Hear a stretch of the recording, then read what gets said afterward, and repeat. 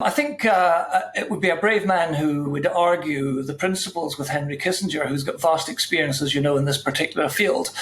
And I think he's really just flagging up that all wars end by negotiation, and negotiations generally mean compromises.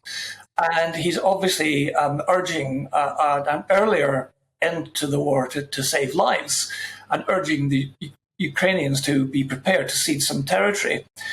I can understand why the Ukrainians are averse to this idea, and of course compromise has to come from both sides. Yeah. So when they do get around the negotiating table, the Ukrainians may be persuaded to cede some territory, but I suspect they'd also expect the Russians to cede some of their conquests as well. The other factor, and you know this much better than I because you're a former soldier, is that negotiation that may have to happen also is fueled, as it were, by who's doing well.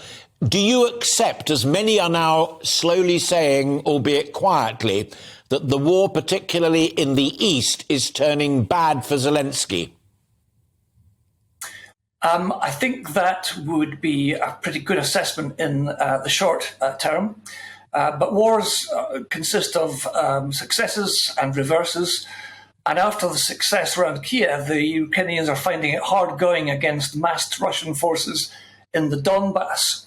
But sometimes in wartime, you have to cede territory to retain the initiative and to allow yourself to advance again when circumstances are correct. So I would say that Ukraine is definitely not losing, and I don't think we could claim that Russia is winning yet. And we're just looking at a long, bloody stalemate, I'm afraid. Yeah.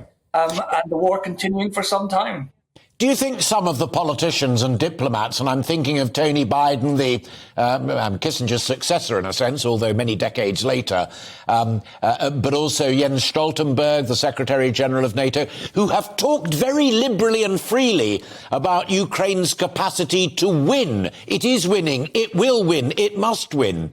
That, for observers like me, and much more importantly, people listening to our conversation, may be lulled into a false sense of security.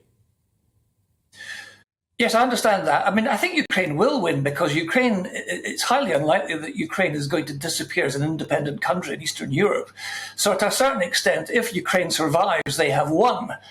I think the important question is to what extent does Ukraine survive, and whether it will be able to recapture or regain some of the territories that have been lost before February the 24th, or even going back to 2014 when Crimea was annexed by the Russians.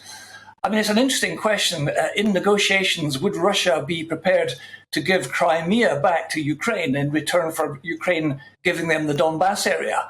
It hasn't got to that yet, but I think it's an interesting question.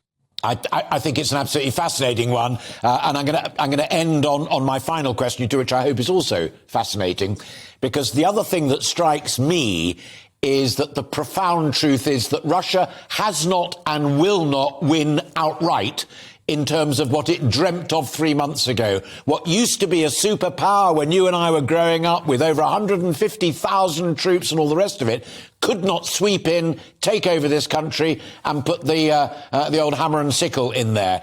The fact that Russia hasn't been able to do that has a profound significance for the future of the world.